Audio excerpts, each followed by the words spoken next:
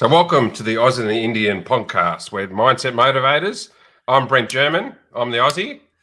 I'm the Indian, the Jackie Chan. And we've got a really exciting guest coming on today. Yeah. Gennaro Ferra. Ferra, He's, yes. bodybuilding Expert. Elite, yes. And, we were excited to bring him on this platform to share his journey and the mindset behind that, because the industry he comes from needs a lot of resilience, need a lot of mental strength, toughness, and that's why we are here to talk to him and share with you all.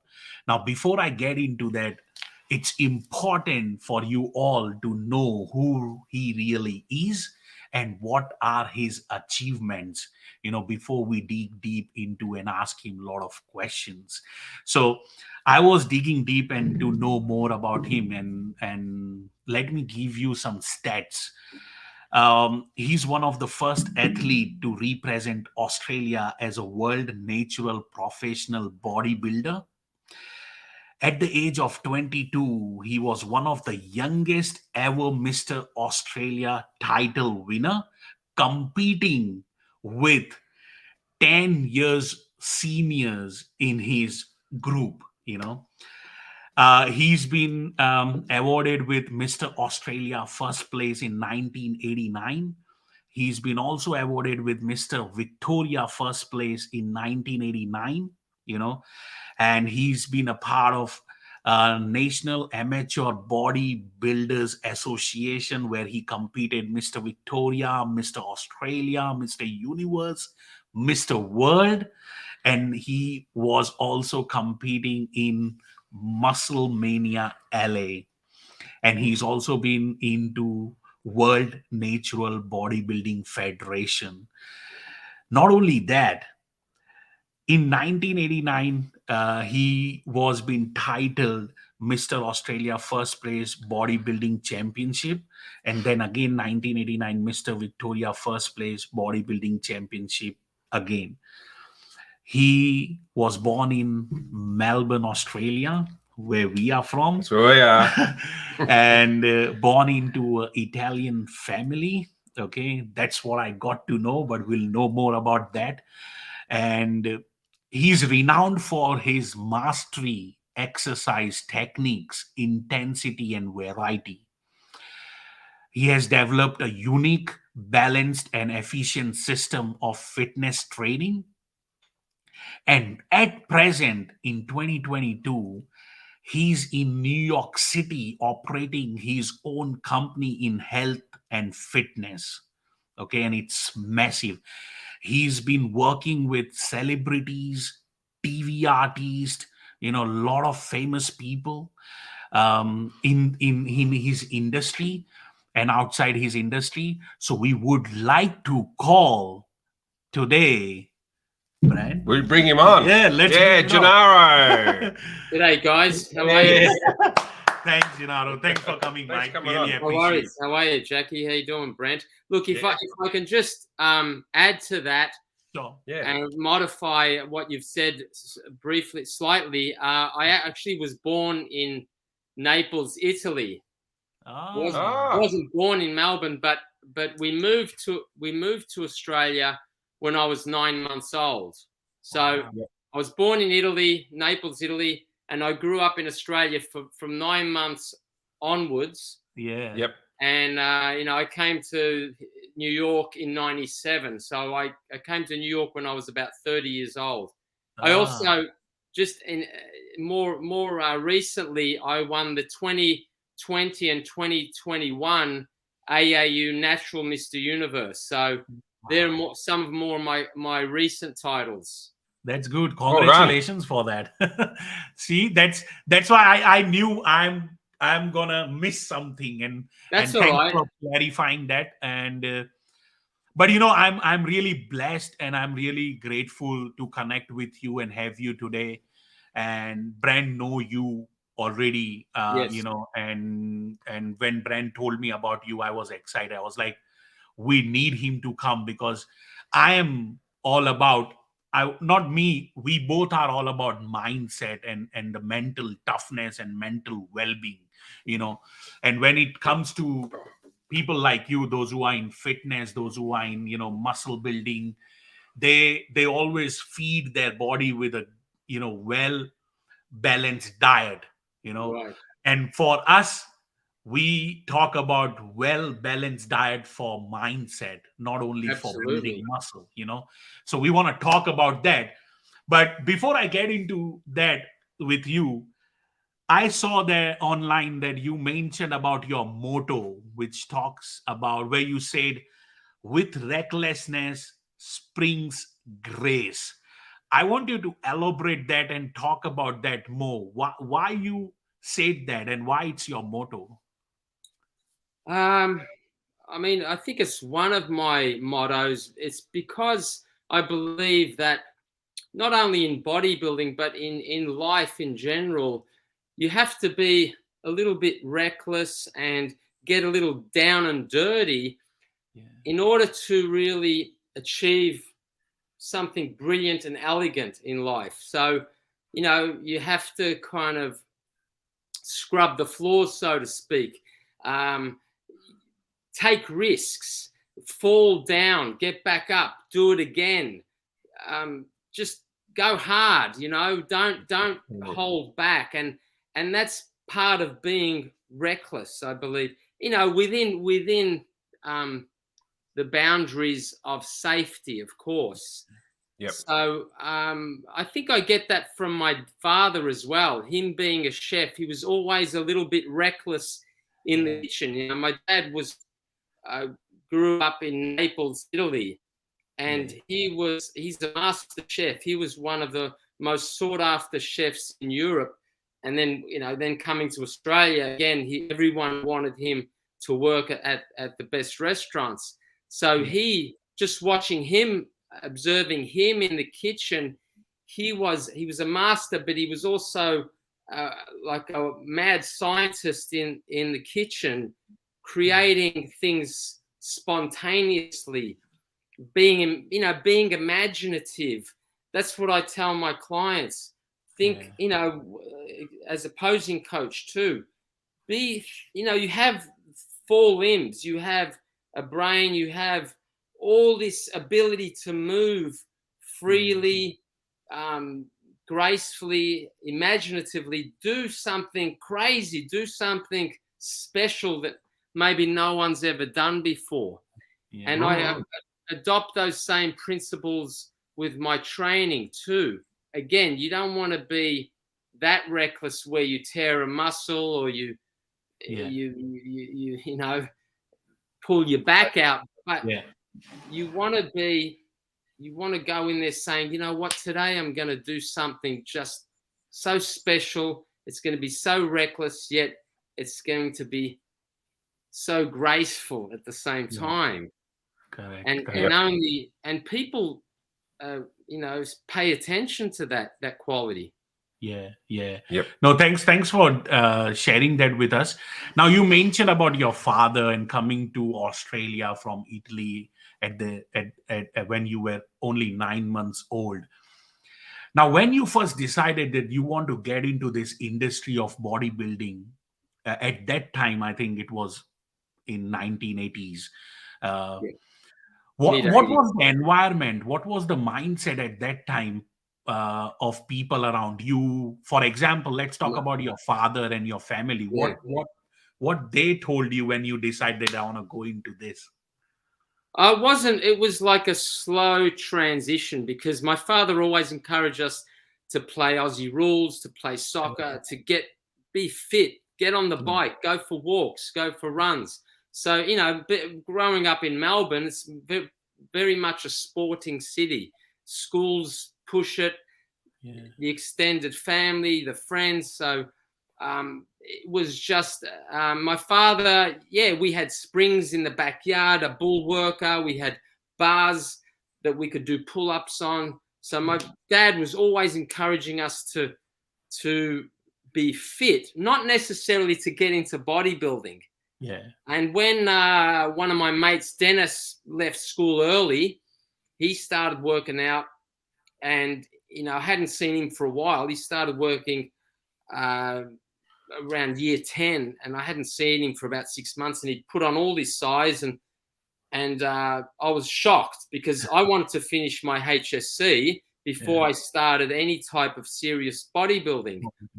And I called my dad over. I said, "Dad, look at Dennis's chest." Yeah. You know, it was like, he's doing all these, you know, these bench pressing and, you know, weight bearing, working with now barbells and dumbbells rather than doing push-ups, you know, which is what we're doing as kids, right, in the backyard.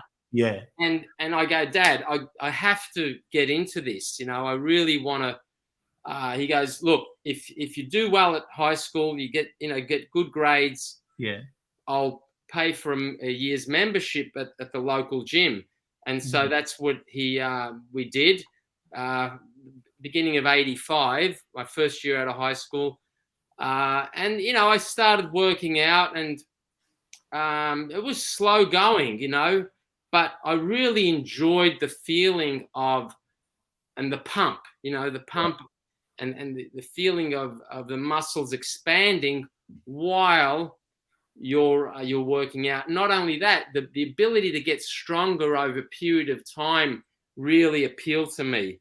You know, tracking your progress and saying, "Wow, now I went from 25 benching on each side to 2 weeks later, I'm doing an extra 5 pounds." That's as a 17, 18-year-old kid, that's a major goal.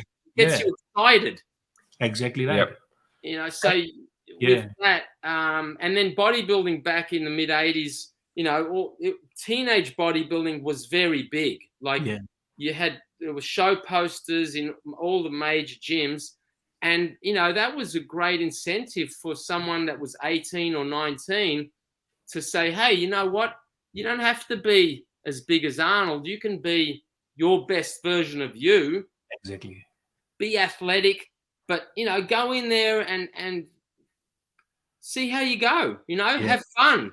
You know, put a routine together to music. You know, be acknowledged. And you know, I won my first few teenage shows as a 19-year-old, and I just loved being on stage. It became something that I wanted to continue to do. Exactly. Now we talked about this, you know, titles. We talk about the achievements. I want you to talk about something which happened during this journey, which has put you in a situation where you doubted yourself and you said, "No, this should not have happened to me," you know, or a situation where you have been faced adversity and then you pulled out yourself from that, you know, because you know, a lot of people normally focus on the achievements and the success, but they don't really see that to achieve that success, we go through so much of adversity, you know. So I want you to share few moments from last so many years which has still stuck in your brain and you want to share with the audience, you know, that how you have overcome. I think it was pretty much after I had competed, you know, that '89, I had a really good run of winning the state titles, the Australian championships, and then the ability to represent Australia in London and Spain in the Mr Universe and the Mr World.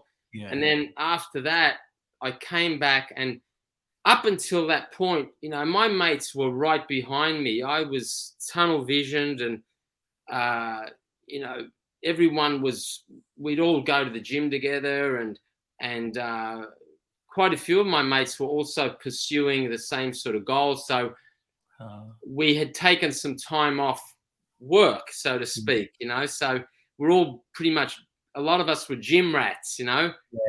And so when I got back from Europe, I didn't, you know, a lot of them, they dispersed, and I felt like I lost my drive, you know, a little bit. I lost the motivation, And because I deferred as well from university, I ended up finishing my degree in teaching. I felt a bit of come down, like I got a little depressed. Yeah. I don't know why. Yeah. And so I decided I didn't have that spark I had leading up to the shows. It was like a very anticlimactic. Yeah. Yep. Correct. And also, I found that I was really trying to promote myself as, a bodybuilder, a championship bodybuilder, a professional fitness coach, and I wasn't getting my just deserves. Like I didn't feel. Yeah, I got some publicity. I was on a few TV shows in magazines.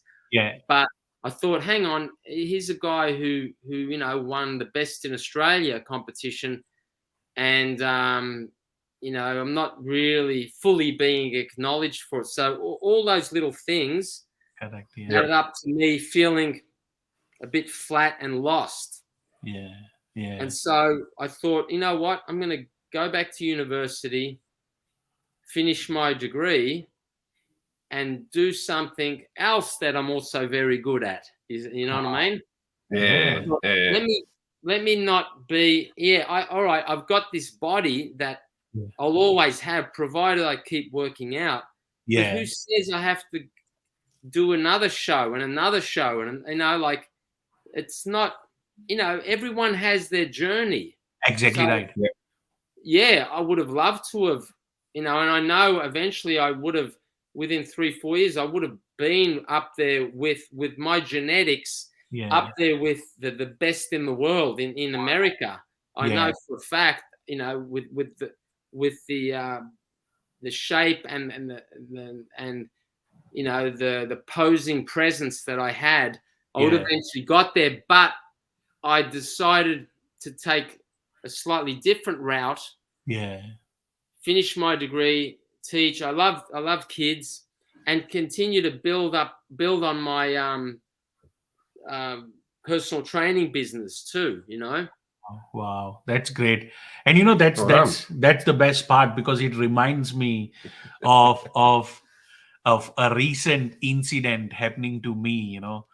Where my sister pushed me to do a diploma in counseling, and she saw that in me, and she's like, Jackie, you need to do this certificate or a degree, and you will be certified counselor, because people come to me for coaching, just like Brand get clients, I get clients for mindset and counseling and psychology and all. But then I don't have any certification, I don't have any degree, so she's like, she pushed me, and that's what I saw. And when she pushed me, I realized, yes, I have that, I want to do this, and that's great. You amazing. That. You talked about going into studies and finishing your degree. Do you reckon that helped you to create this the balance and efficient system of fitness training? Absolutely. I mean, it really teaching, like the degree itself. It's great because we touched on human performance, sports sciences, but the actual going during your tenure, during the course, you go out and teach. You're teaching students. I mean, my major was physical education, but I taught all the other curriculum areas. But it teaches you to be patient with people, with whether they're adults, other colleague teachers, or students. Teaches you to be patient, and that's what I bring to my profession as a fitness coach. The ability to tolerate and be patient, not only be patient with the client or a small group of clients that you're teaching, but also with the other people, the other clients, trainers, owners. Everyone has to work together, and yeah, I feel like I have my training and my system of training is very unique in that I bring all of the years of experience and knowledge with me to the session, and it becomes much more productive for the client, because things that mistakes that I have made, we try not to make those mistakes. Correct. During a workout. And I also include a lot of isometric, I call it power pose. That's another one of my systems. Yeah, where my experiences as a bodybuilder, posing to music, I brought to training. The training aspect. So a lot of I encourage my clients to flex, pose a lot between sets in order to maintain that muscle-mind connection. Exactly. Oh, wow. Conditioning. Yes. It helps with posture too. There's a difference between, like, if I may, there's a difference between posing like this, right? Yeah. Or, you see? Yeah, correct. You see the difference? Yeah. There's a difference between this. Yeah. Arnold used to say the same thing. Yeah. Why are you hiding? Yeah. So we do a lot of like isometric. Yeah. And there are levels, there are, like I said, the body is an amazing piece of conduit. work. Yeah, correct. Work of art. And we can explore so many different movements through space. Why don't we utilize those, Correct. Yeah. And you mentioned the very important thing over here, patient, being patient. Yes. Yeah. Being, because I think the most valuable thing you can have to achieve any success is being patient and the time. Okay. And I'm 100% sure you might be getting a lot of clients, those who want results now. Like, I want to get six pack in 6 weeks. I want to lose 20 kg in 20 days. You might be getting a lot of clients like that. How do you deal with time? How do I deal with that? With them? Yeah. I tell them how it is. I'm very straight with them, very direct. I say, listen, you've got to do the work. You have to. I don't tell them it's not achievable. I just say, do the work every day. And I make sure that if we're not seeing results like after week 1, week 2, if the results aren't forthcoming, then I prod them. I say, look, tell me what you've been eating. Tell me what you've been doing. Usually, sure enough, there's something in there that's not right. They haven't been either eating consistently enough, or maybe eating too much sugars, too much carbohydrates. Yeah. If they're trying to reduce fat. Yeah. And so you just I'm very honest with them, but I don't degrade my clients. I don't yell at them or scream at them. There's no point. No. So you just say, look, let's get back on track. Yeah. And let's stick to the plan, the nutrition plan that I've prescribed you. Yeah. You've got to show up on time. We've got to get you the full hour that you paid for. Yeah. Yep. And then just do your homework. That's it. It's like if I want, for example, a few years back, I used to get singing lessons, and I used to go to this guy who was an renowned opera teacher, singer. Okay. Yep. And I would go there and have fun and hit some notes and be inspired by him, his presence. And he'd say, all right, I want you to do this. I never do anything. And he goes, you haven't improved, because I never did the homework, Do your homework, kids. Yeah. And adults. Everyone. So, yeah, so everyone wants it, and the ones that really dig deep and are doing their homework, it's amazing. They're so much better to work with because they lift your game, you know. Wow, you're like, wow, what's all right? They're like, come on, Gennaro, let's go. I want to be pushed. I want more. So it becomes your work becomes even better because their work has been elevated too, you know. Yeah.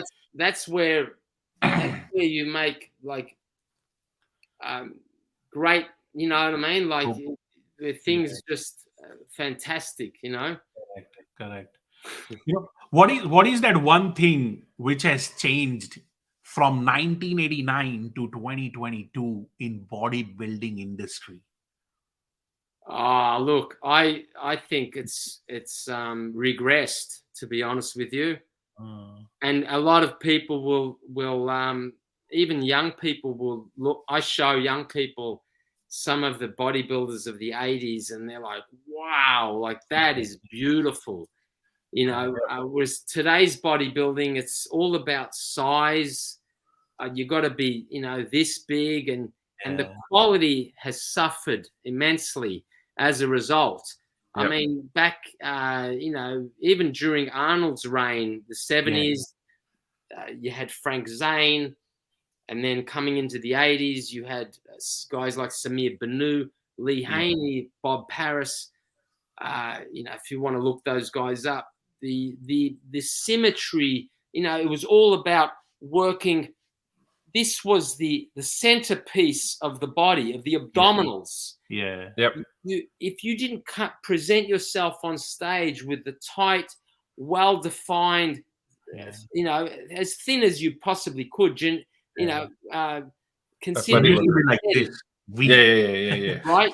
A nice tight, they all had really well-defined abdominals.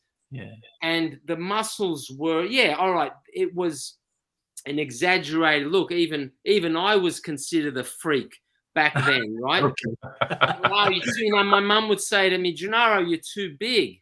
But people on the street who saw bodybuilding back in the 80s would say, wow, that's something I could do. That's something, not everyone, but a lot of people it appealed to, because these were athletes, you know. The bodybuilders in the 80s would ride bikes, would hike, would look good in a suit, were well groomed. They, you know, they posed a lot more artistically too. Back in then, it was more than just building a body. It was, how do I, now that I built this beautiful physique, how do I present it in the most artistic fashion where I can hide my weaknesses, right? Correct. And enhance my strengths, or even try to make my weaknesses appear to be strong. Up to par with some of my other strengths. That's the art. That is true bodybuilding. Is how to conduct yourself like a true pro. And today, the guys, they walk up on stage and they've got their head between their legs, and it looks like they don't, you know, they're huffing and puffing. When they hit a pose, for example, when you hit a pose, you take, and then you've got to squeeze. I'm not saying you should shake, but you should be able to hold that pose. And to breathe in and out through your mouth and your nose for as long as the judges want you to hold that pose. Today, you know, they're like, and then, and it's like, oh, come on, you know, do we really have to do this?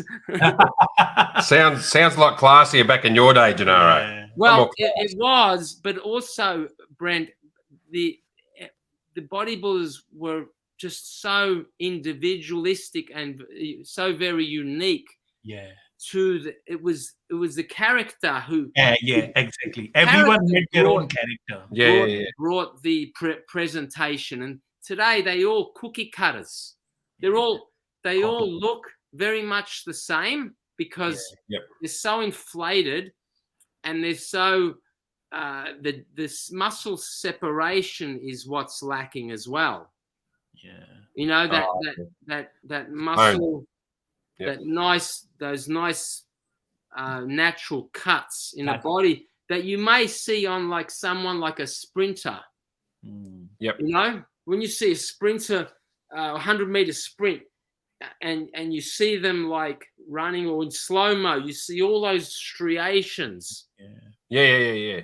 That's what, or you know, even in the thighs, you see all those little cuts. That's what the 80s and the 70s, maybe up to early 90s. Those bodybuilders had the very athletic, natural-looking physiques with great, beautiful midsections too. You know. Yeah, that's great. That's great. Thanks for getting into the details with that. You know, it really gonna give some perspective to the young people, those who will gonna listen to this. You know, but we are almost to the end. But before we finish this, I want you to talk about when you started the health and fitness company. Okay, what was the reason behind that, and what does it do in the 21st century for the people, those who want to go into fitness and health, you know, eating healthy? Because I think the most important thing, like me also including, the most important thing people need to focus is on eating healthy. You know, you go out and, you know, running on the treadmill doesn't gonna help you if you are not focusing on your healthy eating, you know, eating right food. So I want you to talk about the company, when it started, and what was the reason and how it's going in last. I mean, to be honest, I started Ferra Fitness back shortly after I competed as a teenager. I started training other competitors. So I was, we're talking 89, 90. And so it was born in Melbourne, Australia. And I continued to train people throughout that time while I eventually finished my teaching degree. So eventually I started to teach and train people at the same time. But what kept me in the, you know, the business of fitness and maintaining my company and doing so well was the fact that it's so rewarding. You know, it's just such a beautiful thing to be able to give back and help others achieve their goals, you know, whether it be just to, you know, improve their strength, or to enter a bodybuilding competition, or to improve their posture, or to just some people just want to look younger, you know. And I tell you, I've reversed. I mean, I remember back in Melbourne, mid-90s, it was when I came back for about a year. He was stooped over and 47 going on 60. And within 6 weeks, he goes, Gennaro, everyone's telling me how young I look. He was out here, his skin had cleared. Just from the drinking more water, eating more fruit, you know, doing more like posture corrective exercises. So, you know, there's that, and then you know, it's just a great way. It's like, it's not work for me. It's just, I get excited when I'm, you know, whenever I'm taking on a new client or helping a client, you know, with maybe an upcoming movie or TV show or competition. And then the third part of that, how is the fitness industry shaping up in general here? I mean, look, there are a lot of personal trainers out there, a lot of fitness coaches. It's really expanding, you know, and people are not just being coached in bodybuilding or but there a lot of people are offering just purely calisthenic type training where they just use their body. Or in my case also, I just do power pose. So again, power pose is all just isometric contraction, right? Through space. Yeah. So it's even gymnasts are now, former gymnasts, professional, teaching all these crazy, I mean, flips and dips and chips, like it's very broad. Yeah. Yep. As a fitness coach could be anyone from a gymnast to a, someone who is maybe a retired professional basketball player. Yeah. But at the same time, I see a lot of trainers that just don't have the passion for what they do. I can see it because I've been in the industry for so long. Yeah. And that's where I feel like the client people may be not getting what they're paying for, Yeah. Yeah. Quality. Yeah. Quality. Quality. Yeah. And that happens in every industry, Yeah. That's absolutely right. But I think people need to understand that with this, you are playing with someone's body, Yes. And that's what you need to understand, that if you, like as a consumer, you need to make sure that you are getting the right coach, right mentor. And as a coach, I think it's more important that you know what you are doing. Okay. Because it goes both ways. Yeah. You take pride, people are coming to you, they're paying top dollar. Yeah. And, if it's not a match, it's not always a match. Sometimes, you can just feel that the client just dreads being there. Yeah. In which case they need someone else or something else, That's good, man. Yeah. Correct. Yeah. I think that's all. That's all pretty much. Amazing, so, isn't it? Gennaro Ferra from yes, elite bodybuilder, legend, New York City. An Aussie the Aussie lives in New York. Can we call him the American, maybe? American. I'm a dual citizen, so yeah, I know. Do you come to Melbourne? Yeah, I'll be there. I'll be there in this December. Yeah, just before Christmas. Yeah, it'll be great to meet you. Yeah, no, definitely. Yeah, we'll come over. Definitely. Yeah, your dad can cook. Dad can cook. Oh, mate. Huh? Amazing. We'll bring everything else. Yeah. We'll bring the food. He can cook it. Yeah. Put on a big extravaganza. Yeah. And I can get to learn some pose. Yeah. Definitely, yeah. We'll do it in the park. Yeah, be patient, okay? And no shortcuts. No shortcuts. No shortcuts. No, we'll do power pose in the gardens there, the exhibition gardens. Yeah, I only look for shortcuts in food. When I eat curry, I look for shortcuts. you eat a lot of it, what I've seen. Yeah, but so you can find Gennaro on ferrafitness.com, is that correct? Yeah, ferrafitness.com online, or at Ferra Fitness on Instagram. Facebook /Ferra Fitness. Yep. Or YouTube. I have a YouTube channel as well. They can just type in Gennaro Ferra. Yep. Go to my YouTube channel. Yeah. Try to keep everything up to date and current. That's good. No, we'll share all the links in the description, guys, so you can connect with Gennaro on Instagram. He's massively active on Instagram. I am following him personally as well. Yep. And anyone needs any help with food, fitness, health, balanced diet. I do online coaching as well. Yeah.